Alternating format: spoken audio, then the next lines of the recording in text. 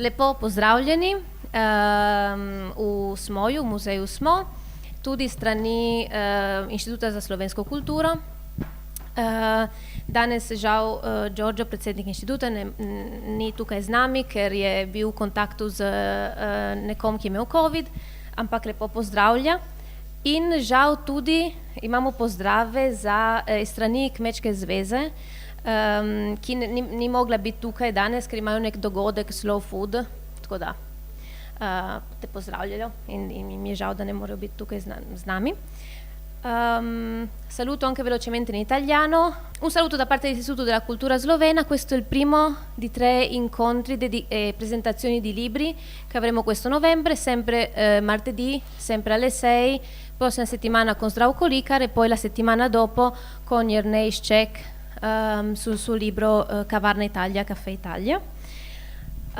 Sem zelo vesela danes, da lahko vodim pogovor z Gregorjem Božičem, ki ga Benečija in tudi nekako mi dobro poznamo. Predstavim na kratko, kdo je Gregor, za tiste, ki ga ne poznate.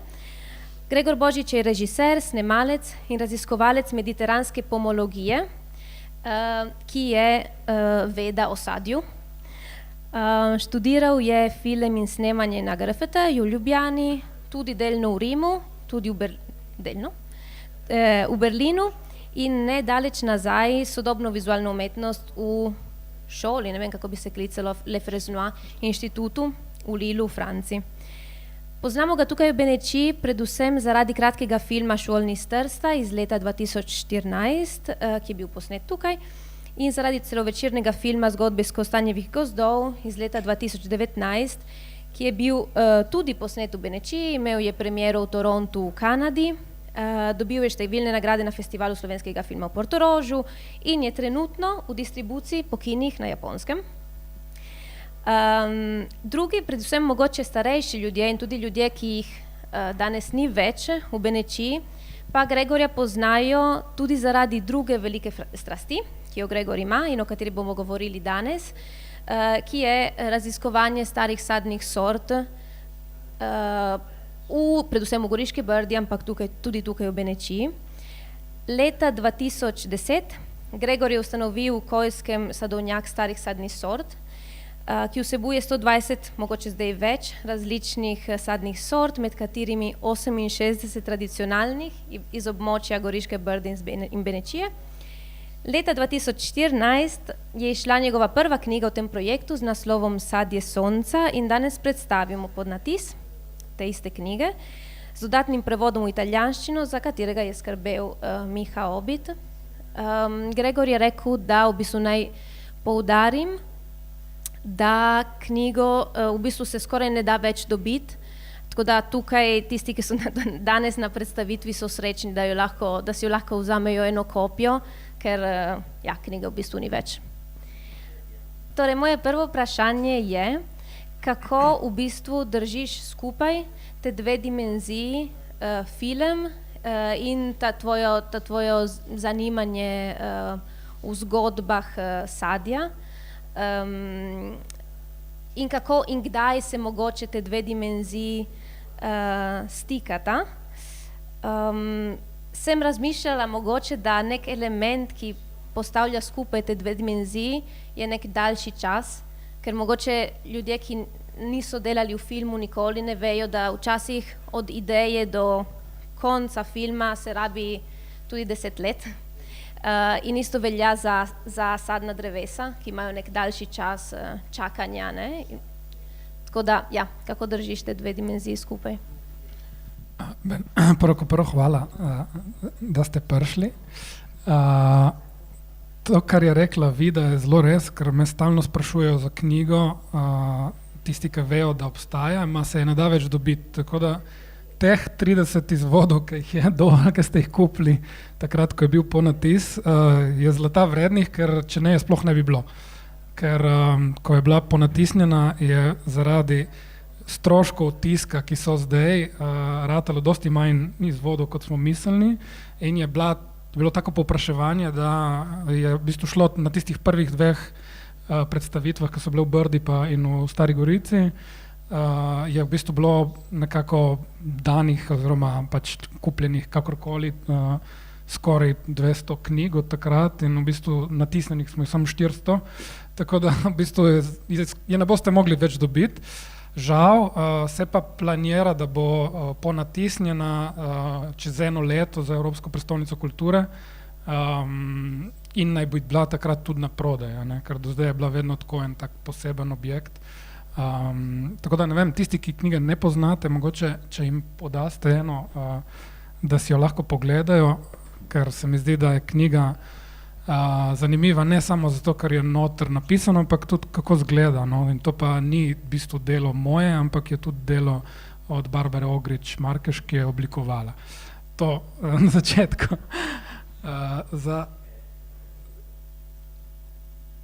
Za odgovor na to, kar si me vprašala, je pa težko na hitro ti odgovorim. Lahko samo rečem, da na začetku je bilo to zelo ločeno za mene. To sadje ni bila neka stvar, ki bi jo kakorkoli povezoval s filmom, in je bila tudi neka stvar, ki je bila, bi rekel, zelo prijetna in sproščujoča, zato ker kamorkoli bi jaz prišel tukaj pri nas in če bi jaz govoril o sadju, bi vsi zelo radi govorili z mano in mi povedali zanimive stvari, tako da je bilo to tako res en ključ do, vse to sem večkrat rekel, tudi za zgodbe iz Kostanjevih gozdov. Jaz sem dobil neke informacije, doskrat tudi, ko sem hodil tam v dolini Idrije in sem spraševal po sadju. Tako da to je bil vedno nek način, kako govoriti o vsemu. Ampak začetek je bilo pa vedno sadje. Zdaj se je stvar malo obrnila, zato ker žal sem en redkih, ki to pozna. In so me začele klicati inštitucije in naenkrat to ni več naenkrat to ni več samo zabava, ampak je postala neka odgovornost, ker sem eden redkih, ki poznate stvari in imamo to genetsko banko v Kojskem, tako da težko ti zdaj odgovorim, a zdaj mogoče film postal tisto, kar je bolj zabavno. In je to sadje postala neka obveza, zato ker se mi zdi, da če jaz to spustim iz rok, noben drugi se ne bo s tem ukvarjal na tak sistematičen način. Ne vem, če sem ti odgovoril. Hvala. Sem hotela začeti s tem, kar delaš zdaj, in mogoče potem počasi malo iti nazaj v zgodbo Sadovnjaka. Vem, da nek nov projekt bo ta atlas starih sadnih sort, ki mogoče se rodi tudi tega tvojega sadovnjaka. Druga stvar je, ki je tudi tega našega praktikamente zdajšnjega časa, je vaš film Zgodbe iz Kostanjevih gozdov na Japonskem, ki je kjer si istočasno tudi raziskoval sadje. Torej me zanima nekako, kar delaš zdaj. Mislim, ta stvar z kostanji in Japonsko je, kar se mene tiče, neverjetna. Mislim, sploh, ker film smo končali 2019, v Torontu je bil septembra 2019 in dobro, pol je bil COVID, ampak ta film je bil na festivalu, ki ga ima japonska režiserka, ki je kar znana v Franciji, Naomi Kawase, v Nari. To je festival, ki je vsake 2 leti. In jim je bil film zelo všeč, ne vem, kje so ga videli, ampak kakorkoli, takrat jaz nisem mogel iti na Japonsko, ker je bila korona in potem so rekli, da če bomo karkoli kdaj rabili na Japonskem, da nam bojo pomagali v tem smislu. Hkrati je na tistem festivalu en distributer videl film in se zaljubil v njega, ker mislim, danes za take filme, kot so Kostanjevi gozdovi, je zelo težko priti v redno kinodistribucijo, saj vidiš sama, kakšna je redna kinodistribucija, ampak ta človek se je odločil, da bo ta film v bistvu 7 tednov vrtel po Japonskem, v kini, to je neverjetno, mislim, za mene je to nekaj čist neverjetnega. Poleg tega na Japonskem stvari malo drugače funkcionirajo kot pri nas, ker nimajo susidi kulturali, se pravi, država jim ne plača nič za to, da jim pomaga to in so v bistvu odvisni od svojega kapitala. Se pravi, njim se mora to, da kažejo Kostanjeve gozdove, tudi splačati ali pa morajo dobiti nazaj ta denar. Zelo zanimivo. Ja. In to je seveda zanimivo, ta zgodba, ker, kot si že enkrat pravil, na Japonskem imajo tako poseben odnos tudi s sadjem. Ja, ne samo s sadjem, ampak bi rekel jaz, nasploh prostorom, ki jih obdaja.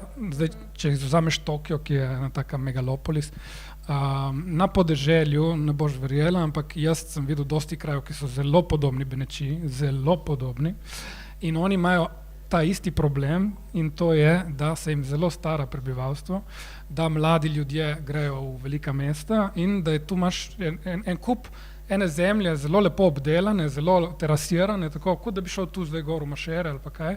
Imajo tudi kostanc, v japonski Kosta recimo, ampak ni mladih ljudi, ki bi to prevzeli. Ne? In se mi zdi, da so videli v Kostanih to zgodbo in se jih je dotaknili, ampak še nekaj je treba vedeti o Japoncih, so zelo vizualen narod. Ne? Oni imajo že svojo pisavo, kjer ena majhna krivulja pismenk pomeni nekaj čisto drugega. Ne? In sem tudi videl, oni zelo pazijo na to, kako stvari izgledajo. Recimo, ko si dajo, ves čas si dajo darila. Ne? In recimo, dosti bolj važno je, kako je ta darilo zavito, kot kaj je noter v darilu. Ne? In tako se mi zdi tudi pri filmu. Prvič, ko smo bili na premieri v Tokiu, smo bili povabljeni na premiero distribucije, prvič se mi zdi, da je ta film funkcioniral točno tako, kot sem jaz hotel. Zato, ker so ga gledali z enim drugimi očmi, ker so dejansko gledali sliko in so v bistvu skušali razumeti iz slike zgodbo. Mi smo zelo navajeni na neke druge zgodbe, na psihologijo in tako naprej. Se mi zdi, da tam na Japonskem so pa oni res gledali, zakaj je taka luč, zakaj je tisti kozarc na mizi tam. Ne? Vse to, kar smo mi, ko smo delali film, se s tem ukvarjali. In zdaj, če gremo na sadje, oni imajo zelo podoben odnos do sadja, se pravi, sadje je pri njih darilo, je recimo nekaj zelo posebnega in ni prišlo do tega, da bi v bistvu sadje postalo, kot pri nas, bi rekel, neko tržno blago brez neke vrednosti, rečemo mitološke ali pa pripovedne vrednosti. Mi gremo v trgovino in kupimo eno jabolko, nima veze. Ampak na Japonskem je pa, in to je šokantno, ko si tam, stvari niso toliko drage, recimo zdaj Italija je dosti dražja ratala, se mi zdi, ampak sadje je pa neverjetno drago. To je neverjetno drago. To je tako, ne vem, jaz sem v Tokiu imaš eno trgovino, se kliče Sembikija, ki je prav, dobeseden prevod bi bil sadna draguljarna. In ti prideš noter in z belimi rokavicami oni tiste grozde, razumeš, dajo v škatle in tako naprej. Ampak en grozd tistega njihovega grozdja stane 100 €. En grozd. In razumeš, se pravi, to je cela neka, ne vem, ni primerljivo z nami.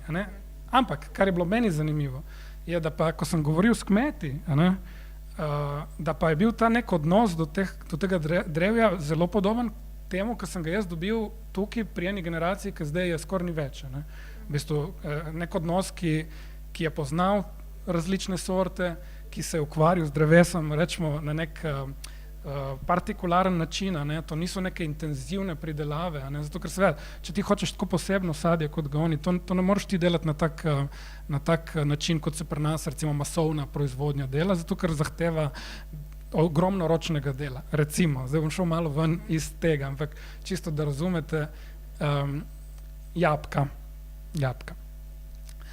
Oni že prvo jih obrežejo tako, da so izgledajo kot neke skulpture. Potem jabolka, recimo cveti, ima 5 cvetov. In oni so ugotovili, da samo ta centralni cvet naredi res lepo jabolko. Pri njih je zelo pomembno, da je lepa, se pravi, da je pravilna in da je dobra. Se pravi, oni grejo ročno, ko cvetijo jabolke, pobirati stran 4 cvetove, pustijo samo centralnega. Potem, ker morajo biti sigurni, da bo tisti cvet se oprašil, ne zaupajo čebelam in grejo ročno in polinare cvetove. Potem ni konc. Ko pride jabolka ena malo večja, jih zavijajo vsako jabolko posebej v tako vrečko povoščenega papirja, zato da v bistvu ne pride nič v stik s to jabolko. Se ne rabijo niti špricati in to, samo še vedno oni morajo na vsako jabolko dati vrečko. In to traja do avgusta meseca, recimo, ko je jabolka že velika. niti ne omenjam zalivanja, bla, bla, tisto je standard. Ne. In potem dajo dol vrečke iz teh jabolk in so te jabolke, ko ene albino jabolke, take bele, vse so enake. Ne. Zgledajo kot okraski za novo leto. Ne. In potem oni dajo pod drevesa take reflektivne papirje, srebrne, in poberejo liste stran okrog jabolk, zato da se vse enakomerno pobarvajo, ker jim je zelo važno, da so prav rdeče. Ne? Recimo, če mora biti rdeča tista sorta, mora biti rdeča. Ne? In polih vsake 4 dni obračajo sadež, tako da se enakomerno, recimo, ne? In to je samo jabolka. Ne? In na koncu seveda, da tista jabolka stane 50 €, ena jabolka, ne? Ampak se mi zdi, da ko eden dobi tisto jabolko, je vse to noter, ne? Veš, ne vem, ko bi rekel, je pač sadje pri njih ima še vedno neko mitološko vrednost. No? Ma drevo je usaljeno ali pa je na serra? Ne, ni sera. In to vidiš zanimivo, Donatella. Jaz sem mislil, da bojo imeli, lažje bi jim bilo, če bi imeli majhne jabolke. Ma so razumeli, da jabolke na majhnih teh podlagah nimajo tako dobrega okusa.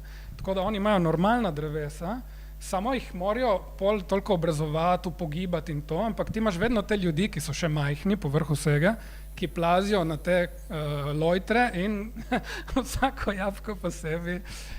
Infatti imajo problem z delovno silo, zato ker ljudje postajajo vedno bolj stari in je to zahtevno delo. Ne? Veš, ti moraš znati pobrati liste na pravi način, moraš znati obračati jabolke, to ne more kar vsak delati. Ne? Recimo kaki, ne? Mislim, se ne bom niti začel, ampak to je, vsak sadež ima neko svojo proceduro in je noro. Ne? Mislim, ko to gledaš v živo, se ti zdi kot science fiction, ne? Samo neki ne veš točno, kaj bi. Tako da super za film. Ne? Ne, jaz sem bil zdaj samo na raziskavi, ampak sem bil 1 mesec tam, ampak bom snemal na Japonskem, 1/3 filma se bo dogajala na Japonskem.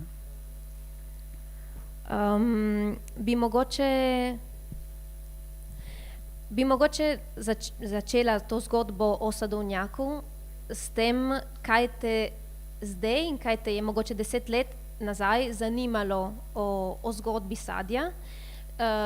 Če je bilo samo, kot pravi tvoja knjiga na začetku, neko srečanje z nekim posebnim okusom, ki te je kot res nek prav okus, von in to, ali je bila tudi zgodba odnosa človeka do krajine, zgodovino tega specifičnega teritorija Goriških Brd,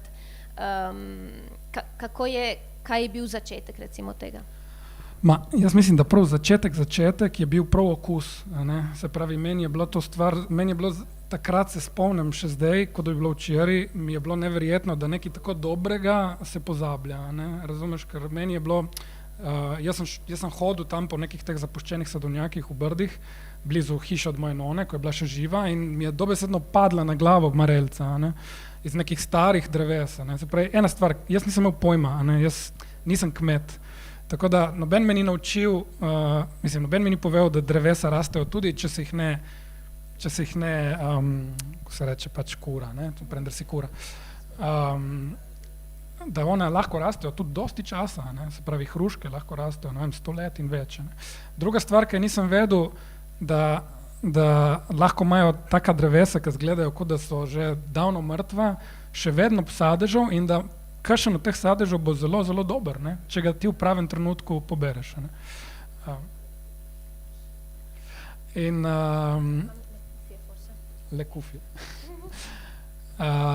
Ampak na začetku, kar je bilo meni zanimivo, je bilo, da je bilo tega ogromno, se pravi, ko se je moja nona spomnila, vsaj, ne vem, 40 različnih sort sadja, ne. Ko pa sem govoril z njenim sinom, se pravi z mojim stricom, pa on sam ni znal več vedeti, recimo več kot 5. Ne. Se pravi, meni je bilo to čudno, ne. Kako je možno, da smo se kot družba toliko zreducirali na neke to, kar nam trg naroča, recimo, in da smo pustili iz rok neko tako tradicijo. To je bila prva stvar, ki mi je bila čudna. Druga stvar, ki mi je bila čudna, da se stroka s tem ni ukvarjala. Ne. Se pravi, ko sem jaz šel ne vem, tam v Kmetijsko-gozdarski zavod, oni so vsi samo to je brez veze, razumeš.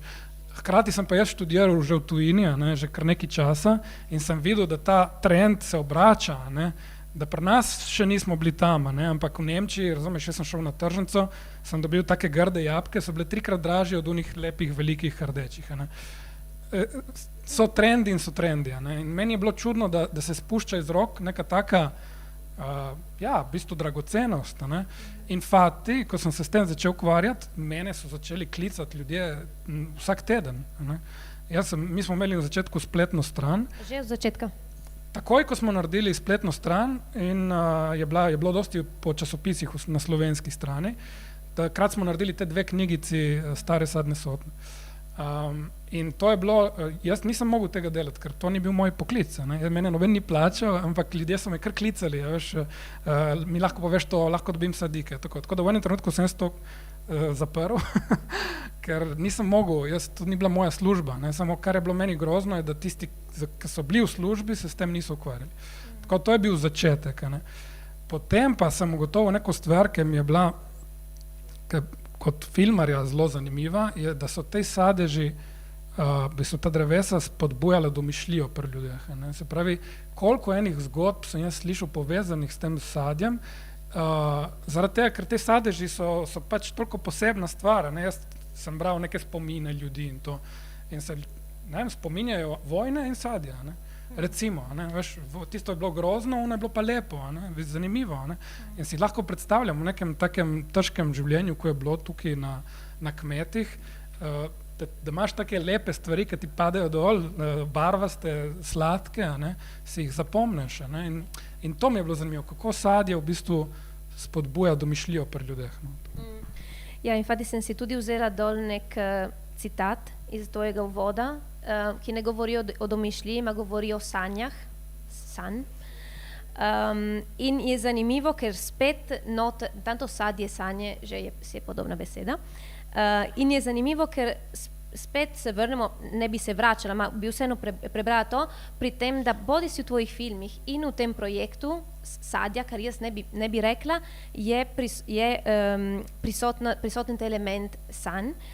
In ta citat iz tvojega uvoda pravi: vse, kar sem doživel pred desetletjem, torej, ko si začel z sadovnjakom, se mi občasno vse bolj dozdeva kot sen, kot privid sveta, za katerega nisem več povsem, verjetno, prepričan, ali je zares obstajal, ali si samo želim, da bi bil obstajal. Ja, to pa zato, ker se je dosti spremenilo s COVID-om. Se pravi, ko sem jaz hodil leta 2010 naokrog in do nekako 2013, dol po dolini Idrije, po Brdih in to, sem našel še kar neki te generacije, ki so bili vsi že stari tam čez 80 let. In moram reči, in jaz sem ure bil pri njih, tudi sploh v Brdih. In teh ljudi več ni. Večinoma teh ljudi, ki so bili, rečemo, informatorji za to knjigo, jih ni več. In v enem trenutku, ko sem jaz razmišljal nazaj, kje vse sem jaz bil, kaj vse sem videl, se mi je začelo zdeti, da mogoče sem si kar začel domišljati. Ker zdaj, ko sem se peljal nazaj na te, nisem niti dreves več najdel. Včasih so zdaj so bile čudna, se spreminja klima. In so ena drevesa, ki so bila stara 80 let, jih zdaj ni več. Bila suša, so bili požari, letos je padalo, mislim, tako. Tako da se mi je v enem trenutku začelo, zdaj, ko sem mogel ponovno brati to knjigo, se mi je zdelo, sem se jaz to zmislil ali so mi res povedali. Nisem bil več siguran, zato ker se mi je zdelo, da je toliko že daleč od tega, kar mi živimo vsak dan, da je že skoraj kot domišljija, je že skoraj kot fjaba. Čeprav ni, čeprav v resnici je to v bistvu agronomska knjiga. Nam lahko nekako opišeš ta sadovnjak za tiste, ki niso bili tam, nekako kako zgleda, kaj vsebuje, tudi smo rekli 120 različnih sort. Kako si to zbral, nekako zgodovino res prostora tudi. Ta sadovnjak je v Kojskem, blizu te cerkve Svetega križa, ne vem, če poznate, je malo manj kot 1 hektar in to je pol tega sadovnjaka je bilo od moje mame, od moje none. Pol sem pa jaz kupil od ene tete, ki je emigrirala v Francijo. in vozila avtobus v Franciji in sem pol kupil od nje, ker je bilo to zapuščeno, ampak so pa bile še za živa drevesa marelic, flokarjev. Ker ta pozicija tega sadovnjaka je severna lega, zato nobenega ni zanimalo, ker za trte, ki so zdaj popularne, mora biti južna lega. In to je bil začetek recimo tega, da sem jaz takrat s svojim očetom, dokler je bil živ, sva sadila pač kar se je dalo posaditi, kar sem jaz dobil, ko sem hodil naokrog. Se pravi, jaz bi šel naokrog in bi mi povedali, tam je ena hruška, ko boš prišel drugič, bom šel pogledat, če je še živa. In tako smo nabrali, ne vem, več, mislim, 120 sort različnih, s tem, da naših sort, tukaj bi jaz rekel, da jih je enih 60, recimo, prav naših. Pol so tudi druge, zato ker jaz sem pol študiral tudi pomologijo, bi rekel, tle Srednje Evrope, Italije, ker me je zanimalo, od kje so te sorte prišle. Tako da sem obiskal v bistvu vse od, rečemo, Belgije, ker hruške recimo so bile, tam je bil en človek, Esperen se klical, ki je dosti hrušk križil pred 150 leti in so prišle tudi do nas. Tako da sem recimo štartal tam v Belgiji in sem šel preko Francije, Avstrija seveda, ki je imela veliko vpliv, dosti jabolk, ki jih mi poznamo v Sloveniji, sploh so prišli iz Avstrije, in pol dol do Italije, v bistvu dol do Sicilije. Tako da nekako, kjer se mi je zdelo, da je kakšna sorta, ki sem jo slišal omenjeno v knjigi, knjige večinoma so bile iz Avstro-Ogrske, večina, pol po prvi svetovni vojni, kuda je res, zato ker Primorska ni več Slovenija, je pod Italijo in pod Italijo očitno ni bilo nekega interesa za prav to regijo, tako da kar je nekega popisa je vse pred prvo svetovno vojno. Prosim, to je samo vprašanje vmes. Imena teh specifičnih sort govorijo pogosto ali v resnici niti ne kako se reče, origine? Origine, ma ne, o izvoru. Ma ne bi rekel, sploh te lokalne, ne, zato ker imaš te, treba vedeti neki, mislim, že Rimljani, Columela je napisal eno fantastično knjigo, se kliče De Re Rustica in to je v bistvu popis kmetovalstva recimo v antičnem Rimu. On že opisuje sorte jabolk, hrušk in tako, on opisuje prav, mislim, da je enih 6 sort hrušk.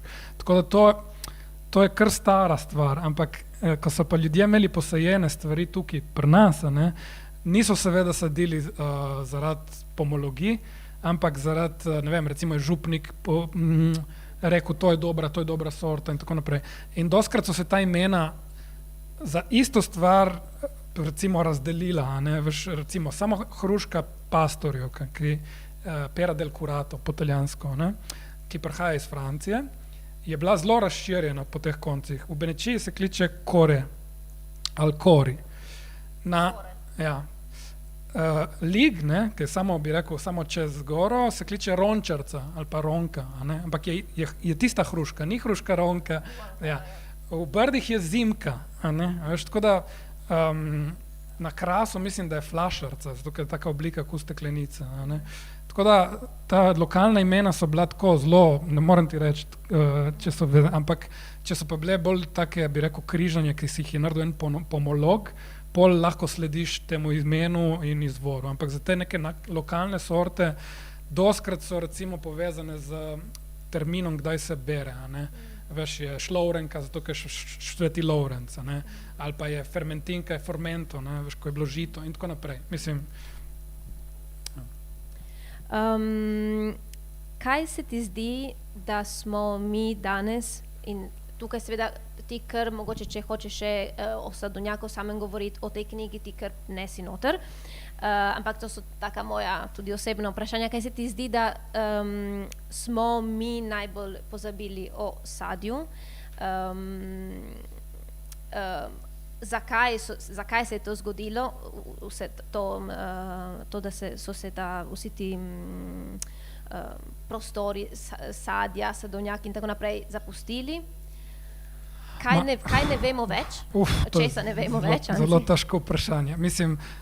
Jaz mislim tako, ker jaz lahko govorim samo o tem, kar sem prebral recimo v literaturi, je bil en močen trend po prvi svetovni vojni, že prej, ampak prej je imel kmet, recimo pred 100 leti, je imel, rečemo 30 dreves in je imel 30 sort, zato ker je bilo za samo preskrbo v bistvu.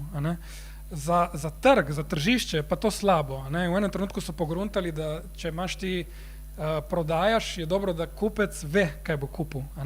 In zato po prvi svetovni vojni se je začelo zelo, zelo sistematično rečemo usmerjati pridelovalce v to, da ožajo sorte, da je vedno manj, da pač človek, če prije v trgovino, jabolka je tista, hruška je tista. Se pravi, to gre čisto kontra temu, kar so ljudje pa si imeli, zato ker so vedeli, da ena je dobra za kuhati, so vedeli, da ena bo trajala do marca, ena bo dobra oktobra, razumeš, so čisto drugi princip. Se pravi, se mi zdi, da zadnjih 100 let smo, to se reče, subire, se pravi, smo trpeli to logiko trga, globalnega trga.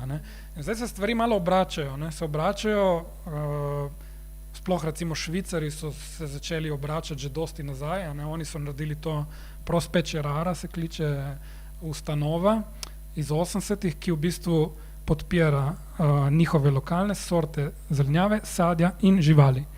In v bistvu obstaja tako, da ljudje sami plačujejo prispevek. Se pravi, ti vida daš 2 evra na mesec za Prospecie Raro. In to je to. In oni se s tem vzdržujejo in imaš ti prav v njihovih trgovinah, Migros recimo, imaš eno polico, kjer so samo izdelki iz Prospecie Rara. To je Švica. Zdaj pri nas v Italiji je slow food, zdaj počasi ta bio prihaja, ampak če mene vprašaš, večina se je izgubila. Zakaj? Zato, ker so to procesi, ki trajajo dosti cajta. Ti, če nimaš stika s tem, koliko traja posaditi drevo, ga rečemo ravnati, ga skrbeti za njega, se ti zdi to tako enostavno. Prideš, vržeš, posekaš, če ti veš to, boš 100-krat pomislil, preden recimo požagaš en drevo, ene stare hruške, ki še rodijo. Zato, ker to so neke generacijske stvari. Včasih so vedno govorili, ti sadiš oljke za vnuke, ne sadiš za tebe. To je čist kontra, bi rekel, načinu, na katerem živimo danes. Tako da, težko ti rečem, kaj smo pozabili, ker sem vedel, sploh ni to aplikativno za nek sistem, v katerem danes živimo. Se pravi, zahteva neko, ne vem, daljnovidnost. In ta odnos med tvojim sadovnjakom in to raziskavo in tem, kar se dogaja na Goriških brdih in nekako monokultura vina, kar seveda je pri tebi nekako pomembna tema in lahko nam o tem kaj rečeš, je tudi zato, ker v resnici trta, obratno kot sadna drevesa, je tako hitra rastlina, da hitro rodi. Mislim, če govorimo čisto konkretno, razlog je v bistvu bolj kompleksen in to je to, da vino je že predelan izdelek. Se pravi, pri nas, ker nismo kot družba naredili sadja na ta status, ko ga ima recimo na Japonskem, v bistvu sadje nima nobene vrednosti. Ti zdaj, če hočeš pridelovati sadje in ga prodajaš svežega, v bistvu se ti skoraj ne splača. In isto je za zelenjavo in isto to. To bi moglo stati 10-krat več, če bi ti hotel pošteno plačati samega sebe. Pri vinu je drugače, vino je že izdelek in veš sama, eno flaško ali liter vina boš lahko prodal za tudi 30 evrov ali več, če je to. Tako da je druga logika, je predelan izdelek, ampak to je čist tržna stvar. Ampak je res, da ti si pravil enkrat, da ljudje, tudi restauracije, ko si prišel do njih, imajo odnos do sadja samo kot v svoji, kot fruta fresca, insomma, in da da je zelo težko, da vidijo kvalitete v sadju v drugih formah, ne vem. In zato, ker smo se zelo razvadili, ker ni samo sadje, ker je tudi žival, konec koncev, pač dobiš ti v vsakem trenutku, vsaka gostilna na Primorskem, imaš škampe, razumeš, škampi pa rabijo ne vem koliko let, da zrastejo, recimo, mi smo postali kot družba zelo požrešni, v smislu, da se nam zdi samoumevno. Mislim, enkrat sem se pogovarjal z enim prijateljem iz Milana, kaka kakšna monada so te šovi tipo Masterchef, ki so v bistvu izvirajo iz 90-ih. To so neki oddaje, ki so jih v Angliji naredili v 90-ih. Ampak če pomisliš, tam se igrajo s hrano, dobesedno, ker v bistvu ne govorijo skoraj nič o tem, kako je prišlo do tistih surovin. Ampak tiste surovine so neki, na čemur bi mogli mi delati. Se pravi, zdaj neki šef di alto livello na svetovnem rečemo livelu, že imaš primere, ki delajo na temu, ampak se mi zdi še vedno v manjšini, še vedno luksuz je povezan z neko potrato, ampak dejansko mi bi mogli razmišljati o tem, kako bomo čez 5 let sploh lahko kaj tazga predelali, ker je vedno težje. Tako da tu recimo spet Japonci zanimivo, ker oni so zelo zaprta država in nimajo tuje delovne sile, se pravi, ne morejo izkoriščati delavce komije, ne morejo imeti Maročanov, ki pobirajo pomidore na jugu Italije za 50 centov. Morajo nekako osmisliti to, da to sadje ima to vrednost, da sami sebe lahko plačajo pošteno. Veš? In je zanimivo, ker recimo, ne vem, jaz sem bil češnje, recimo. Češnje se seveda proda največ sveže, ampak pol, ne vem, iz listov delajo čaj. Zelo dober čaj. Pri nas nisem videl še enega, ki bi pomislil, da bi uporabil liste od češenj, da bi naredil čaj, recimo. Iz pešk delajo nek liker, recimo, tam. In tako dalje in tako naprej. Isto kaki in tako. Mislim, oni uporabljajo recimo liste od kakija, tako da jih dajo v salamoja, in potem jih v njih uvijajo suši. V bistvu in tisti list spusti en čist drugi okus, kot recimo trta, ki imaš tudi lahko. In tako dalje in tako dalje. Se pravi, je res vprašanje o tem, kako izkoristiti vse, kar ti drevo da, brez da bi ga v bistvu poškodoval, ker vseeno mora tudi drugo leto roditi in tako. Tako da se mi zdi, da je tle nas čaka kot družbo nek pogled malo bolj široka. Mene bi me zanimalo tudi za tle ljudje iz Benečije, ki mogoče tudi gojijo sadje. Če nam poveš o par teh sort, mogoče tudi, če tvoj sadovnjak ima kaj iz Benečije, oziroma te zgodbe mogoče, ki magari zanimajo bolj ljudje tukaj, ki imajo tudi sadje doma. Mislim, ena stvar, ki bi omenil, preden gremo na konkretne sorte, ki nismo izpostavila, recimo, kar se meni zdelo zanimivo v Belgiji. Belgija, to je nizozemski del Belgije, Flandrija. Oni v teh starih knjigah so res vedno zastopani močno kot hruške. Oni so imeli te lepe hruške, kot jih poznamo iz knjig. Take. In jaz, ko sem šel tja, nisem našel skoraj nič več. Se pravi, oni so dobesedno uničili to njihovo kulturno krajino, ker imaš polja, v bistvu polhna krav, ki so samo za zakol, koruza in tako naprej. In pol, ker so sami ugotovili, da njihova krajina zgublja identiteto s tem, ko so porezali skoraj vsa ta velika drevesa in da ta velika drevesa rabijo 30, 40, 50 let, da zrastejo, so naredili državno službo, ki zaposluje nekih 20 ljudi, ni tako malo, za to zelo majhno regijo, ki je recimo Kojena Primorska, ki odkupuje od kmetov sadovnjake, ki jih kmetje ne morejo več obdelovati, samo zato, da ohranijo tista stara drevesa. Sploh hrušk, recimo tle v Benečiji so še taki primeri teh starih hrušk, moštarc, karusce se reče tle, to so korošice. In oni plačajo za to, da tista drevesa se ne požagajo. Zaradi tega, ker so ugotovili, da tista drevesa niso važna samo zaradi hrušk, so tudi važna za podobo te njihove pokrajine, ker v vseh slikarjih flanskih in to, ki jih poznamo, je vedno tisto veliko drevo, brojgel recimo, vedno imaš tista velika drevesa in tisto so hruške, jaz nisem nikoli si mogel misliti, da tista lepa velika drevesa so v bistvu hruške. Tako to se mi je zdelo zanimivo, kje smo še mi, da bi razmišljali o drevesih kot o spomenikih, ker v bistvu vsakič znova, ko sem v kakšnih debatah, ko se kaj dela in se bo naredilo neko zgradbo ali pa to, noben ne pomisli, da v bistvu spomenik je tisto drevo, ki ga bojo posekali, zato da bojo naredili tiste 2 metra betona, recimo Evropska prestolnica kulture v Gorici, isti problem. Se pravi, se mi zdi, da imamo odnos do dreves zelo tako pač, ko jih rabimo, ne, ko je lepo govoriti o drevesih, ja, jih sadimo, da bi pa razmišljali o tem, na kak način bi pa ponovno vešce postavil nek odnos do teh dreves, ki so še, mogoče kje, pa se ne, žal. Nekaj o sort? Sorte, sorte. Sorte, to je najboljše prebrati knjigo, ker so opisane zelo natančno in tudi so zgodbe, ki sem jih slišal, prav povezane z vsako sorto, ki sem jih slišal. Jaz sem v sadovnjaku si želel tudi videti to, se pravi, ampak Brda so kar privilegiran pozicija, tam raste zelo lepo, bi rekel, imaš kraje, že Benečija se mi zdi, da je bolj zahtevna, ne, glede klime. Ampak jaz sem hotel videti, kje so tiste sorte, ki dejansko rodijo in dajo dobre sadeže, tudi če jaz ne delam dosti z njimi, ne, to je mene zanimalo. Ne.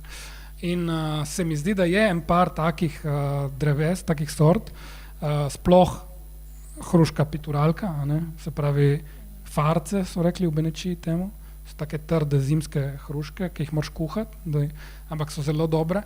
Podobna sorta je bila na v Soški dolini gor, pa so take rumene, bolj hruškaste oblike, se kliče vahtance, za vahte, ne, ki so jih kuhali. Te dve sigurno, ne, od teh poletnih hrušk je fermentinka, ne, ki je taka majhna rumena hruška, ki je zelo, zelo okusna in rodi vsako leto v bistvu. Ampak pol je en cel spekter takih, kot so recimo lihte korošice. Zadnjič sem se pogovarjal z eno gospo, ki je v Sloveniji ena redkih someljev za žgane pijače. Se pravi, ne za vino, ampak za recimo vrhunske destilate. In ona je rekla meni, ja, v Sloveniji smo imeli, ker včasih Slovenci so pridelovali mošt iz jabolk, ne, ali pa iz hrušk namesto piva. In smo imeli mi ta potencial, da bi delali tudi take stvari, ko jih delajo Francozi, recimo Calvados. Ne. Calvados je jabolčno žganje, ne.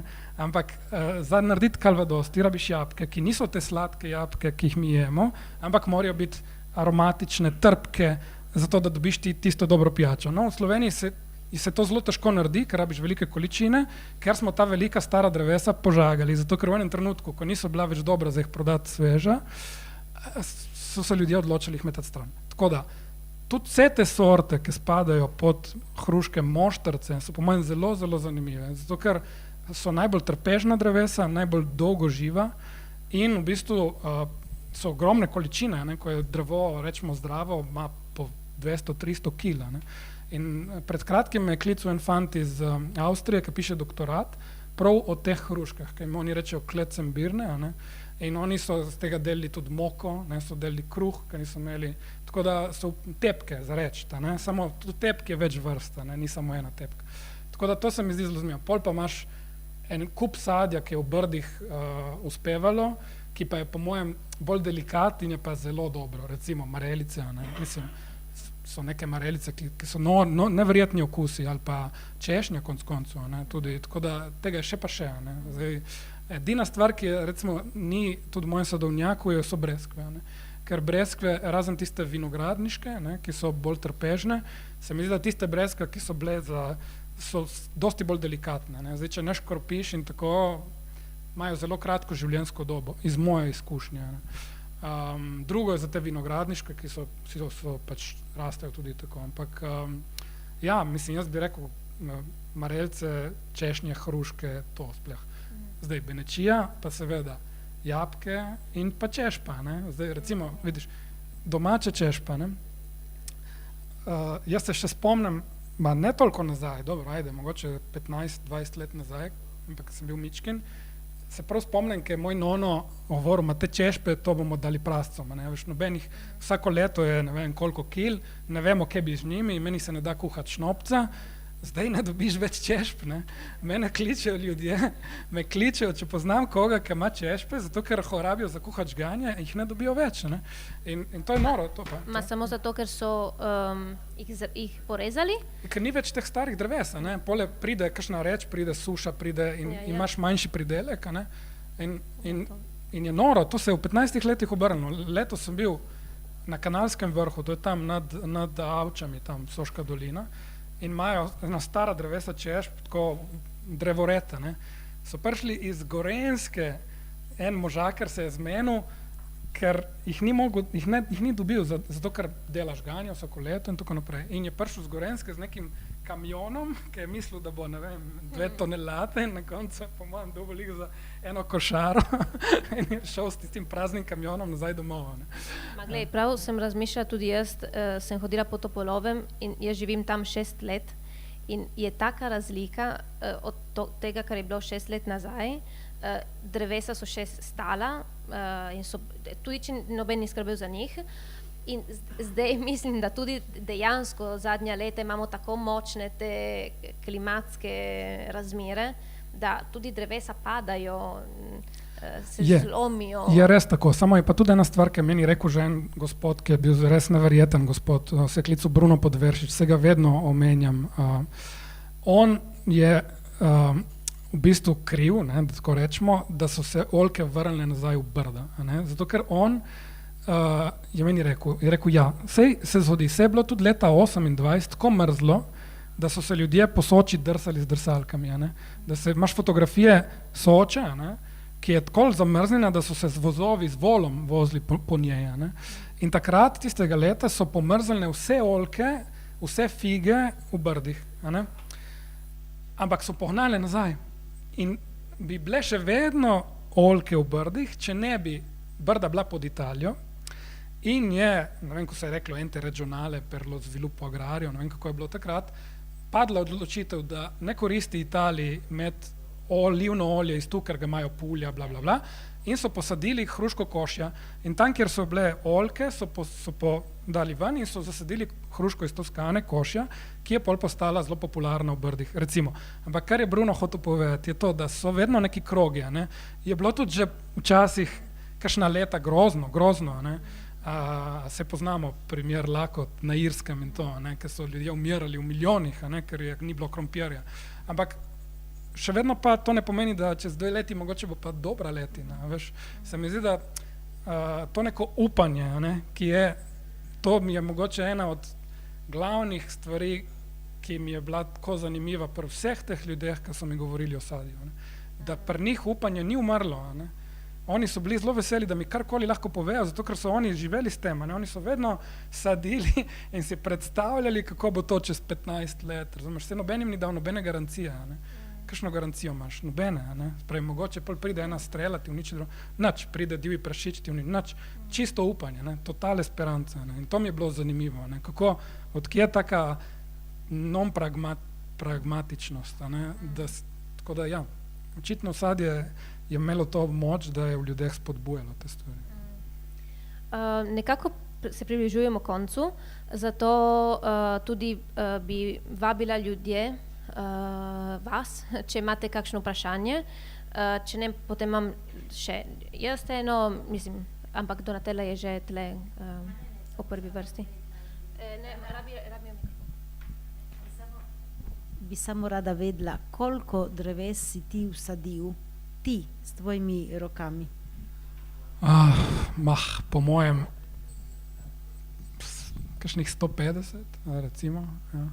Mislim, vse tisto, kar je v sadovnjaku posajeno, pravzaprav sem vedno jaz sadil, ker jaz sem se z mojim tatom zmenil, mene dosti ni bilo. Jaz sem sadil in obrezoval, on je pa pazil, ko mene ni bilo, ne. Tako da, ja, verjetno je enih 150 dreves.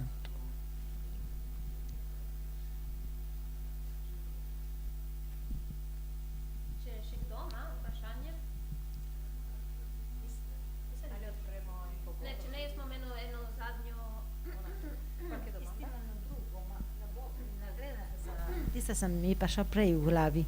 Kar ti si dal tvoj film sedaj je na Japonskem na kino, ne, tako, podnapisi so na levo, so na desno, ker ti imaš, ne, ideogrammi. Kako spadajo teli podnapisi? Ne, podnapisi so, ti povem, ker sem gledal v kinu, so od spodaj, ko pri nas, ampak so zelo veliki. So zelo veliki, ker so velike razlike, veš, ali je zdaj tako ena črtica ali tako, morajo videti, tako da, če je slika tako, je ena tretjina podnapis. Ja. Zato Japonci, ko je film blockbuster, je isto kot Italije dopjačo. Zato ker, ja. Ampak zato je dober film za njih, ko stani, ker malo govorijo.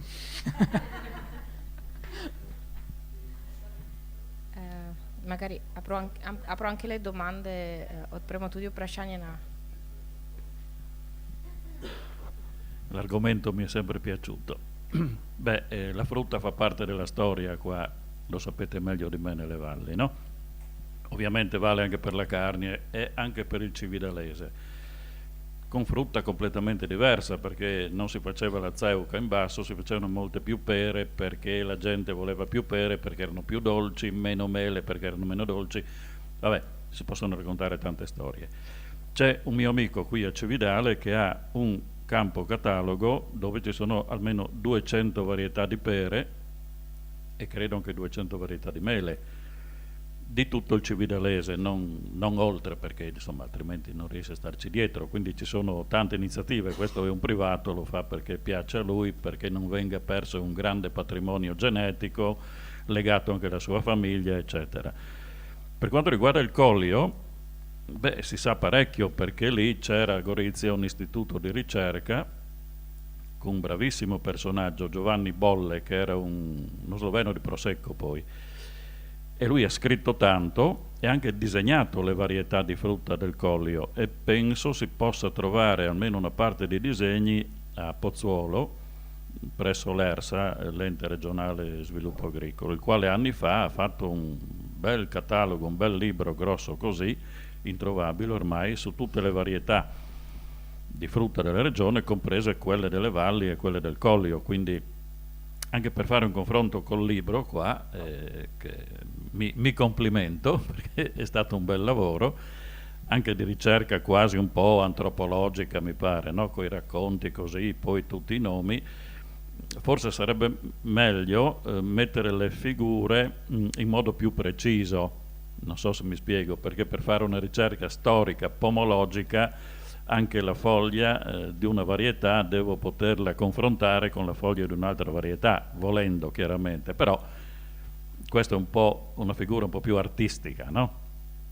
Ovviamente molto apprezzabile. Se voglio fare una cosa molto più tecnica, beh, allora il disegno deve essere semplicemente un po' più preciso.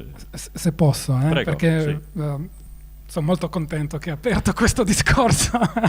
Per prima cosa ho visitato il signore, ovviamente, ero là, che fa anche vino, no? C'è questa azienda agricola viticoltura, o no? No. A Spessa. No, lui è qui a Rualis, il mio Ah, amico. allora ce n'è un altro, perché c'è un signore che adesso mi sfugge il nome, è abbastanza conosciuto, non so se è Ermacora, che ha anche lui una enorme quantità di... No, è un altro. È un altro, Ecco. sì, mi pare che non le tenga più, Ecco, è un altro. ma ero 10 anni fa, forse anche di più. Sì, sì. Ivan Bollè, ovvero Giovanni Bolle, Bolle. è descritto dentro il libro. Sì, c'è bene, non l'ho visto, c'è un intero capitolo dedicato appunto ai suoi disegni, perché erano, diciamo, il spunto per il libro. La cosa che a me piaceva di quei disegni là, che sono, se si va nella biblioteca dell'ERSA a Pozzuolo del Friuli, si può vederli, perché sono tutti in una mappa blu. Anzi, all'inizio l'idea mia era proprio di copiare quel libro, nel senso avere questa... Sarebbe bene. Sì. La cosa che a me invece, e se mi riferisco anche al libro che lei ha citato, che si chiama Pomologia friulana, per me quel libro aveva dei problemi. E il primo dei problemi era che le varietà in realtà non erano descritte, no? Pur forse essendo descritte in un modo abbastanza, diciamo, tecnico, a me come laico, diciamo, ma non solo laico, perché comunque conoscevo già bene l'argomento, non mi dicevano nulla delle varietà. A parte a essere state citate, io non riuscivo a capire se erano dei frutti interessanti o meno, perché non c'era, ecco. E infatti quando io chiedevo ai agenti, diciamo, che lavoravano sia nell'ERSA sia nel Zavod a Biglie, ho capito che loro hanno collaborato su questo progetto, perché le varietà di ciliegio sono tutte quelle che loro hanno nella parte slovena, e hanno dato i fogli. Poi hanno collaborato su un altro progetto europeo con tanti soldi, dove loro dovevano fare la cosa che poi io ho fatto, ma non hanno fatto, nel senso non era mai fatto non c'era mai stata la descrizione dei frutti prendendo ogni frutto singolarmente e capendo perché erano importanti per il luogo. Quello che a me dava fastidio, un enorme fastidio, era il fatto che si faceva sta lista, ok, adesso che sono tutti lì, ma a cosa ti serve, no? Se tu non riesci a capire perché il frutto è interessante, perché si usa o si deve cucinare, cioè perde il valore per me. Per quello l'idea principale di questo libro era di fornire invece quest'altra spiegazione, la spiegazione di come si utilizzava e di cosa rappresentava nell'immaginario della gente, perché c'era una differenziazione, no, fra i frutti. Io ero colpito dal fatto che non certi alberi erano considerati dai contadini propri inutili, però li tenevano lì perché c'era. Invece c'erano altre varietà che alla prima vista forse non hanno le qualità del mercato, no, di oggigiorno, ma che loro ritenevano ultra preziose, no? E per esempio la pomologia friulana non ti dice niente di questo, no? Loro si basano a delle diciamo, analisi date da un mercato di oggi, nel senso loro dicono pezzatura troppo piccola, no? Ma cosa significa troppo piccola? No? Sono queste no? Oppure gusto discreto. Esatto. Tu quando hai 60 varietà diverse puoi scrivere per ognuna gusto discreto, no? Tanto, e per quello esattamente quella era la ragione per fare un libro così, che non sarà a prima vista un libro tecnico, perché è proprio questa parte diciamo che stimola la gente, che a me piaceva, no? E dunque questo libro non era un lavoro tecnico, ma era un monumento a questa tradizione dell'immaginario della zona, no? Giusto per chiusa parentesi, no? E mi sembra interessante perché avevamo una presentazione la volta scorsa a Gorizia, ed era la prima volta che questo libro era letto da un agronomo. Secondo me nessuno mai, cioè non è vero, però di solito l'ha letto l'altra gente che non era un agronomo, ed era molto bello sentire i suoi commenti, no? Che erano anche critici in certi punti, ma in linea massima erano molto positivi, perché lui mi diceva appunto questa cosa qua, è il primo libro che parla delle varietà e mi fa voglia di provarle, no? E quello era un po' il desiderio, no? Era un stimolo per far continuare questa cosa, no? Così. Sì, questo copre un aspetto che nessuno ha coperto, che io sappia, anche perché chi fa indagini sull'alimentazione difficilmente tratta la frutta, come difficilmente tratta il vino peraltro, perché ci sono bellissimi libri su come si mangiava una volta, ma proprio cose grosse così, fatte con indagini sul campo. La frutta forse perché dura poco, perché per 1000 altri motivi si sa poco. In certe zone, tipo la zona di Maniago, hanno fatto, non so se conosci, hanno fatto un bel lavoro anche di ricerca sul campo, proprio dove per ogni varietà c'è la descrizione, ma anche come veniva impiegata in cucina, anche le ricette, tutte queste cose qua. Proprio di frutta? Frutta, sì, soprattutto mele, perché là Fanna di Maniago esportava mele fino in Egitto, per dire, quindi c'è una grossa tradizione anche di frutticoltura da reddito, ecco. E poi anche in carni hanno fatto qualcosa di buono, senza le fotocolori che all'epoca, però cioè, quello che interessa è la parte, chiamiamola etnografica, antropologica, non so come dire, insomma, al di là della parte tecnica che è sempre fredda per definizione, no? Dove devi fare una descrizione secondo certi schemi e un protocollo da cui non si può uscire. Grazie per il commento.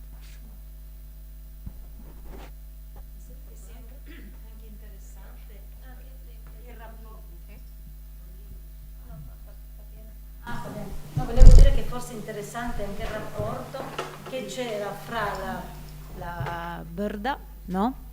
E l'impero austro-ungarico, il ruolo che la frutta ha avuto nell'identità di questo territorio, nella definizione del suo paesaggio, perché di fatto più di altre cose era appunto riconosciuto per il prodotto che produceva, quindi per le sorte di frutta, no?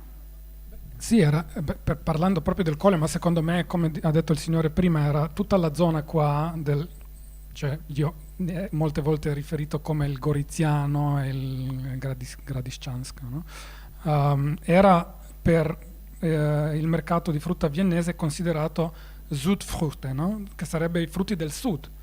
Per loro erano le primizie di ogni anno che venivano dai loro territori propri più al sud, dunque era la cosa più esotica in quel momento. Fatto sta che per esempio delle ciliegie nel 1906 costavano, le prime ciliegie goriziane del Colle costavano più del rum, per dirti, no? O del cioccolato. Un'altra cosa molto interessante, erano così popolari queste cose, le ciliegie e le pere, che c'era un agronomo, un pomologo, e questa è una cosa che ho scoperto quest'anno, un po' prima di aver riscritto, se no l'avrei messo dentro. Mi ha contattato questo stesso ragazzo che parlavo prima, se ho mai sentito parlare di questo Josef Löschnig. Non mai sentito nominare. Poi ho controllato e vedo che questo Josef Löschnig è József Lešnik, nato in Drauskopolia vicino a Maribor, sloveno, nell'Austro-Ungheria, che ha studiato all'Istituto Agrario di Maribor, che era anche molto conosciuto. Per esempio il zio di Petr Handke, no? Ha fatto quell'istituto agrario, Shvedno Vihar, non so se... Ecco, si chiamava Gregor, anche lui. Questo József Löschnig ha scritto, è diventato poi uno degli agronomi più importanti austriaci, perché ha descritto per esempio tutte le varietà di albicocco del Wachau. Loro hanno una regione molto forte, ed è un librone così con tutte. Però ha anche scritto sulle varietà di pere e ciliegie del Goriziano, e sono libri che non sono mai usciti. Questo ragazzo mi ha mandato i manoscritti, sono bellissimi, sono sempre un po' come Bolet, anche forse un po' meglio disegnate, perché il Bolet era molto astratto, no? Faceva questa forma, descritte in un dettaglio assurdo, e io mi chiedevo, ma questo signore era qua? Invece no, lui andava al mercato, c'era un signore di Cosana che gli vendeva ogni giorno le cose che lui considerava migliori della nostra zona. Si vede che erano così outstanding, no? Dicono, erano così meglio di tutto quello che c'era in quel momento, che lui si è messo a descrivere. Era comunque lo stesso stato, dunque così. E lì ci sono i stessi nomi che poi io ho trovato e che sono in quel libro, le stesse pere, gli stessi nomi, ed quello per me è incredibile, no? Lui ha descritto tipo 20 varietà di ciliegio, e 13 delle quali sono anche in quel libro là. Ha descritto 34 varietà di pero, tutte sono anche là. Dunque si vede che non era un caso, erano varietà scelte dai contadini perché comunque meritavano. Non so cosa volevo dire, ma era una semiparente. Ecco. Sì, ecco, il territorio, no? Il Goriziano cioè la frutta era molto importante. Per esempio, un dato fatto, che le ciliegie che portavano la maggior parte dei soldi perché erano le prime, avevano un prezzo assurdo, ce n'erano 100 volte di più di oggi, cioè le quantità misurate per quello che Goriška Brda fa adesso è 100 volte di meno, perché loro raccoglievano le ciliegie. Ci sono foto bellissime di Cormons, di questo mercato, mettono le ciliegie in queste scatole e le infilano così che non sono mai proprio, si toccano tra loro. C'erano dei buchetti e le mettono in queste scatole. Poi in queste scatole potevano resistere molto di più perché le malattie, ecco, e le mandavano in San Pietroburgo persino, no? Tipo c'erano varietà, queste più tardive, che resistevano per dirne una, ma era una cosa giornaliera, loro mettevano sul treno a Gorizia o Cormons e andava, ed era il giorno dopo già al mercato di Vienna, no? Sì, circa l'origine forse avevi visto qua che si dice autoctono, però gli emigranti, qui come il mio paese, quando tornavano portavano le pere. Infatti i peri che sono il mio paese, sono ormai grandi così, sono stati tutti portati dall'Austria, per dire. Inoltre c'erano i vivai a Udine, c'era un grande vivaio a fine 800, 1860 eccetera, che vendeva quasi solo roba francese, e quindi questo spiega anche perché qui abbiamo tante varietà francesi e altre arrivavano da altre parti, insomma, quindi non saprei, forse la zeuca penso sia veramente autoctona e pochissimi altri, e il resto erano scambi, tanto era facile prendere una pianta e portarsela a casa, no? Molto facile. Qualche volta si portavano anche i semi e quindi avevi piante completamente diverse, no? Poi quelle sono diverse da tutte le altre, perché una pianta da seme non ne ha una identica, no? Per cui l'autoctono però basta andare a vedere, arrivava tutto da fuori, tutto. Per esempio, e anche la specializzazione, no? C'era la varietà da fare cotta, c'era quella da fare a bagnomaria, c'erano quelle da sidro. Anche qui nelle valli ho bevuto un ottimo sidro anni fa, non so se ne facciano ancora, mi auguro di sì. Però in Carnia si faceva tantissimo sidro con certe varietà che però erano essenzialmente austriache o comunque venivano da fuori. Qui c'è sempre stato questo scambio di genetica, no? Perché la gente si muoveva tanto, molto più di quello che si pensi adesso. Assolutamente, cioè, infatti il libro non è una descrizione delle varietà autoctone, ma autoctone e antiche, nel senso che sono qua già da 100 anni, almeno 100 anni. Però è interessante questa cosa, perché io anche con l'aiuto della Biotechniska Fakulteta di Ljubljana, loro avevano un progetto 5-6 anni fa proprio sulla genetica della frutta. Cosa che io ho trovato molto interessante nelle valli. Quando andavo in giro trovavo, come ha detto lei, delle pere che non ho visto da nessun'altra parte qua, perché secondo me tanta era l'emigrazione dalle valli che tornavano da posti come il Belgio eccetera e portavano queste marze così. Però ufficialmente, a parte la Seuca che è di Seuze, no? Dovrebbe essere proprio di qua il pero fico, no? Questo è, no? Sì, sì, esatto, già quello là, che è una pera molto buona, molto interessante. E poi questa qua, la pituralca, no? La pituralca che in italiano si dice pere pettorali, esatto. Tra le altre varietà sono, cioè, soprattutto le mele, sono molte dalla Steiermark, no? Sono tante varietà venute da là. Un'eccezione a tutto ciò sono le ciliegie, no? Non so perché, ma già, per esempio, non so se ha letto i libri del Conte Attems, che era anche lui un agronomo. Lui ha questi libri che sono un po' prima della fine del secolo, e lui fa tipo queste descrizioni di quali varietà sono veramente buone, quali bisogna importare dalla Francia, eccetera. E la cosa interessante è che in tutti gli altri tipi di frutta, tipo pere, mele, dice ok, no, qua bisogna salvare una varietà, ma tutto il resto prendiamolo dai francesi, tranne per le ciliegie. Per le ciliegie lui lista 11 varietà che sono locali, così dice lui, che lui trova migliori a quello che hanno altrove. Tutto questo è cambiato molto dopo la prima, ma soprattutto dopo la seconda guerra mondiale, quando venivano introdotte queste varietà di ciliegie che sono enormi in confronto a quello che erano una volta le ciliegie. Ma 100 anni fa, in tutti i libri che io ho letto, proprio la ciliegia era considerata una roba soprattutto del Colle. Infatti anche Girolamo Molon, non so se conosce, lui da tutte queste varietà nostre, perché lui ha fatto una pomologia italiana, no? Lui ha scelto il pero fico e la ciliegia che lui chiama goriziana, che in sloveno si dice vipauka, perché veniva. Ecco. Sì. No, io vorrei solo fare una domanda sull'episodio che è interessante in belgo, sulla una cosa che parte dal pubblico, e vorrei solo sapere sulla questione della conservazione delle specie, se c'è iniziative pubbliche che esistono in Italia e in Slovenia, perché per esempio c'è Palvino in Francia, le camere di agricoltura hanno iniziative per salvare quando trovano un spesso che non so dove, che cosa è, le portano direttamente al conservatorio per salvare, non so se c'è iniziativa pubblica che in questo punto. Sì. Buona domanda. Allora, io ero sempre frustrato perché ho vissuto sia in Francia 2 anni e mezzo e in Germania 10 anni quasi. Lì queste cose erano regolate dallo Stato, nel senso c'era in Francia soprattutto, no? C'è l'INRA che praticamente ha questi, come hai detto tu, conservatori regionali, no? Che sono praticamente dei conservatori di frutta regionali per ogni regione.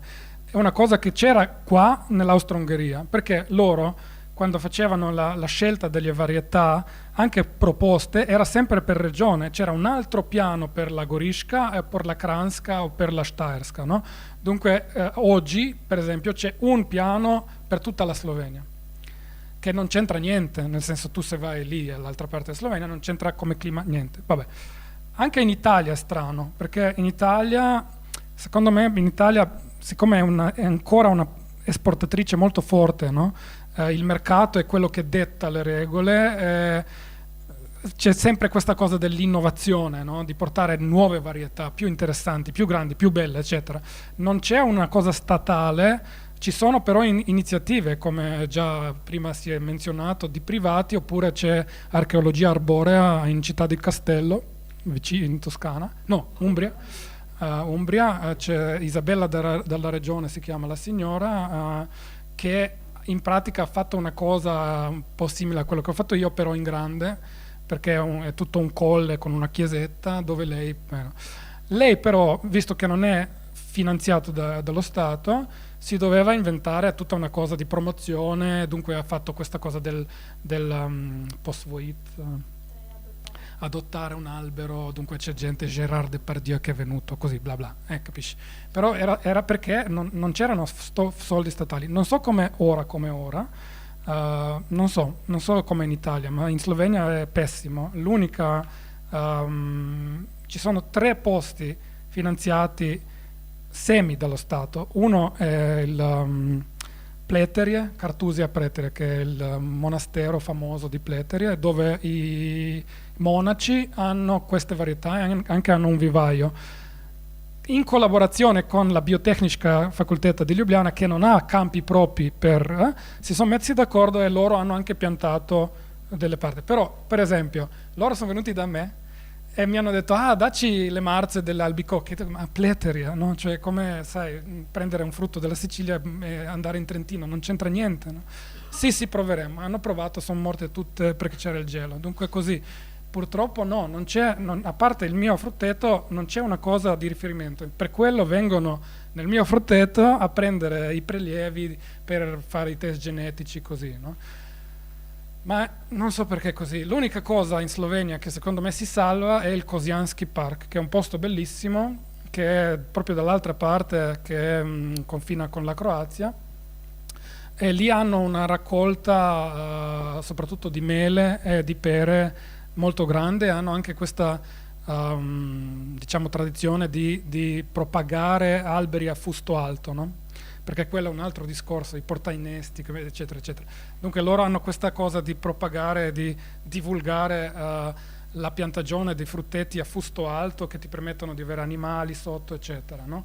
Però loro sono una ente finanziata perché sono un parco nazionale, dunque ci sono 17 persone che prendono paga ogni mese, eccetera, no? E sono l'unica cosa così. C'è una piccola cosa qua vicino a Nova Gorica, che è questo Zavod Biglie, dove hanno delle ciliegie raccolte nell'84. Non so per caso uno è andato nell'84 e ci sono ancora quelle ciliegie, ma a parte questo no. È tutto lasciato a iniziative individuali ed è un peccato, no? Perché la gente ancora interessa molto, no? Molto questa cosa. Io, da quando ci sono i libri fuori, ogni anno, quando c'è la stagione, almeno 50 persone mi chiamano o mi scrivono, almeno 50, con tutti la stessa domanda: dove posso trovare le piante? E io non sono un vivaio, no? Io gli dico sempre: andate, trovate un selvatico, poi l'anno dopo innestate, vi do le marze, ma chi lo fa? La gente vorrebbe comprare la pianta, eccetera. Però il processo ti spiego un po' alla lunga, ma il processo per certificare le piante è molto lungo, perché devi farle controllare dall'ispezione fitosanitaria, poi devono essere nella lista delle piante approvate e solo dopo puoi vendere la pianta in Slovenia. In Italia si vede che si riesce a girare sta roba perché io mi faccio moltiplicare le piante in Italia, non so perché, ma in Italia ti danno il passaporto così, in Slovenia impossibile. Qui l'Università di Udine, che è molto in piccolo, però ti dà delle piante, solo che hanno cominciato a fare, poi sono arrivate migliaia di domande, quindi sì, ma fanno proprio una cosa molto artigianale. Io però lì ho preso la cosanca, per esempio la ciliegia, e ce l'avevano lì. Poi anche delle varietà di cespe qui delle valli, e ho messo a casa mia, insomma. Non so se facciano ancora, ma credo di sì. C'è il professor Testolini lì. Azienda Sermadei.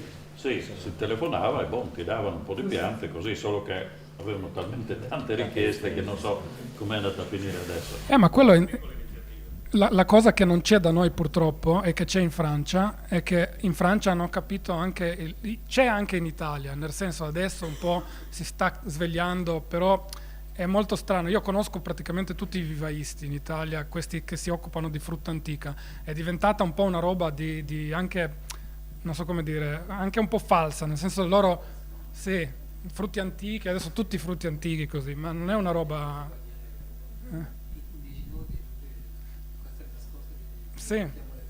Sì, però in Francia per esempio tu hai, siccome ci sono questi istituti regionali, i vivaisti possono andare lì e sono sicuri che questa è quella pianta e per gli hobbisti, no? Questo è importante, perché se tu hai un albero per te non ti importa che devi avere il frutto più bello, ma ti importa che può crescere senza tanto lavoro. In Slovenia o anche in Italia questo è molto difficile, cioè molto difficile trovare varietà che sono veramente un po' più resistenti, no? Anche se devo dire, io l'ho visto con i miei occhi che la differenza è enorme, nel senso gli albicocchi per esempio, quelli che compri nei vivai che sono importati da fuori, non fanno, perché... Sì. E invece ci sono varietà che sono molto più resistenti, per esempio alla monillosi, però sempre locali qua.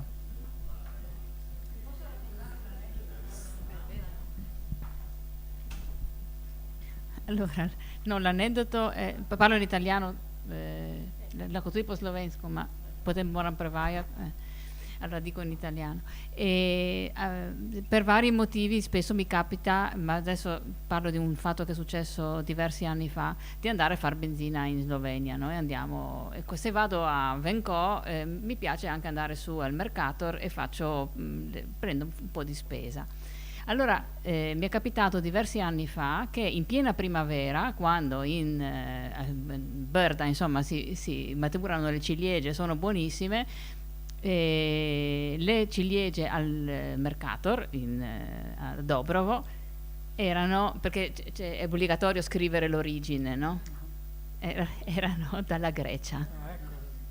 Allora la mia domanda è: secondo te è possibile far fruttare questi chiamiamoli frutti antichi in maniera da almeno localmente poterli consumare senza dover importare ciliegie dalla Grecia? Non lo so, nel senso, secondo me il frutto per la nostra società è così devalorizzato che è molto difficile farlo commercialmente, no? Secondo me quello che ci rimane è piantarci i propri alberi e averli per noi. È l'unica speranza che abbiamo, perché sperare che un contadino si metterà a coltivare quella roba là col tutto il lavoro che bisogna fare eccetera dovrebbe cambiare proprio il sistema, credo io. Detto ciò, non so, io che non sono un contadino, ogni anno mi chiamano ristoratori, tipo, non so, adesso mi chiama Anna Roche ogni secondo mese e mi chiede trovami i frutti, e io le dico ma trovati i contadini, no? Nel senso, chi te li fa? Il marziano? Non esistono, cioè bisogna veramente iniziare a, non so, come a scuola i bambini, dire ok, non è malvagio se la pera è piccola, no? Non è malvagio se la ciliegia non è come un uovo, cioè bisogna proprio E finché non saremo lì, non so, la vedo dura, no? Ma la vedo dura anche perché conosco il sistema, come funziona, perché per il film ho fatto ricerca sul mercato internazionale. Una storia, un aneddoto molto molto interessante per me è che il nipote di uno di questi informatori, che è un signore che era un contadino, ma veramente uno di quei signor contadini, vicino a Koisko, di Snezhatno, Muren si chiama, il nonno, che era vivo ancora forse 2 anni fa, era veramente questo contadino vecchio stile, aveva 80 alberi, ognuno diverso, conosceva tutto e faceva anche fichi secchi, eccetera, cioè praticamente viveva ogni giorno nel frutteto. Suo figlio è diventato ricco, coi camion, frigo camion, portava la frutta all'inizio del Collio verso l'Austria, poi ha capito che iniziava ad andare a Verona, suo figlio, dunque il nipote di questo qua, adesso vive a Barcellona, dove c'è il mercato più grande all'ingrosso d'Europa, a parte Rungis di Parigi, che attraverso questo Luca passa 70% di tutta la frutta venduta nei supermercati in Slovenia, 70%, perché il 70% della frutta venuta nei supermercati in Slovenia, non importa se è Mercator, Hofer, Lidl, non importa, viene dalla Spagna, ed è lui una persona che dice che va ogni notte nel mercato e che dice ti compro 10 tonnellate per 5 centesimi, no? Ed è un ragazzo che fa 2.000-3.000 euro al giorno, per dire, no? Come sono cambiati i tempi. Dunque, il principio ispiratore è diverso.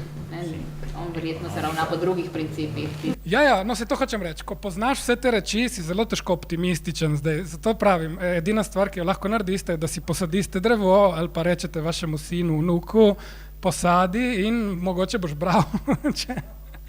Tako. Se povrnemo na prejšnji pogovor, kje dobiti sadike. Kje dobiti sadike? Bom povedal še enkrat.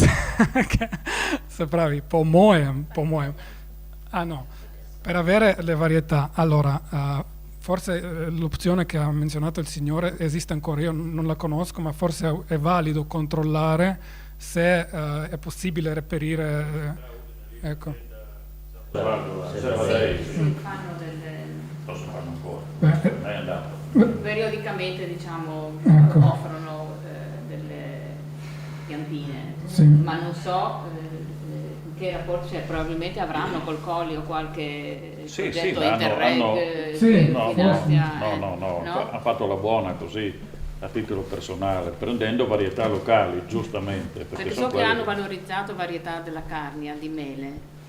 Sì, ma lì hanno varietà del Collio, varietà delle valli, lì, di Susine e di Ciliegie, le ho messe io a casa mia. Questo mi sembra un'ottima dritta, perché in realtà nei vivai ufficiali non si trovano proprio. Noi abbiamo fatto un progetto adesso insieme a Biglie, non posso neanche spiegare com'è andata perché è tutto una roba a nero, ma praticamente loro adesso compreranno delle piante dal lago di Garda, dal vivaio Mezzolli, per poter avere il certificato, perché così hanno saltato l'ostacolo di questi 6 anni di aspettative. Però anche a loro quella pera deve crescere, fare frutto, e lì inizieranno a prendere le marze e a moltiplicare. Dunque forse 6 anni, fra 6 anni forse a Biglie sarà possibile comprare 3 varietà di pero del Collio. Purtroppo. Il resto, come dico sempre, trovatevi un selvatico o nel vivaio o nel bosco e aspettate un anno che cresca e innestatevi da soli. Secondo me, per me ha funzionato, è sempre il risultato migliore, perché soprattutto per il ciliegio fa buone radici e le marze si trovano da me, se non in altro posto. Detto ciò, dovete avere spazio perché gli alberi innestati sui selvatici prendono 8-10 metri, dunque non piantate troppo, però... Hvala. Grazie, spero che abbiamo dato parola a tutti. Sì. Ja, seveda, se približaš malo, Lojza. Moj cimber. non so come si traduce, molti zimberi da quelli a Cacoglieto hanno sprizza, non gli faccio nessun trattamento, ogni anno io ho tanti di quei zimberi che... Rimat tvoju ljubezem. Kaj je vprašanje?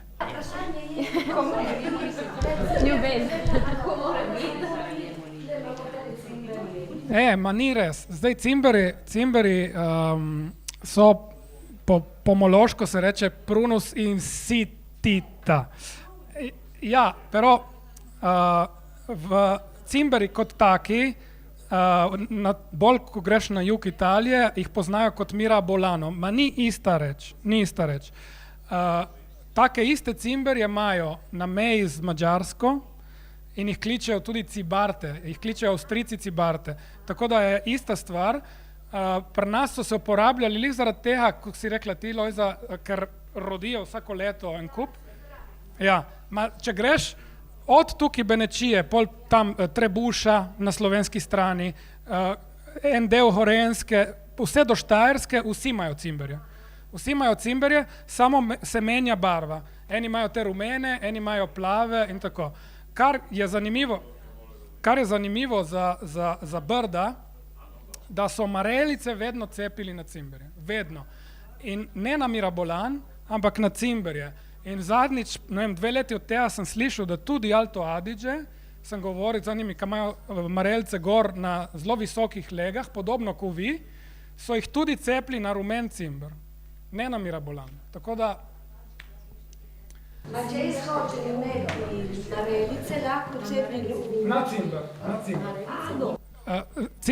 Cimber spiego anche questa cosa dei cimber, è diventato molto poco popolare come frutto, come albero, perché c'era questa malattia che c'è ancora, si chiama sciarca, ed è molto soggetto a questa malattia che ha distrutto intere piantagioni di susino, eccetera. Dunque c'era proprio un periodo quando hanno cercato di eliminare i cimber intorno ai frutteti, perché era una pianta ospite e non mostrava semi.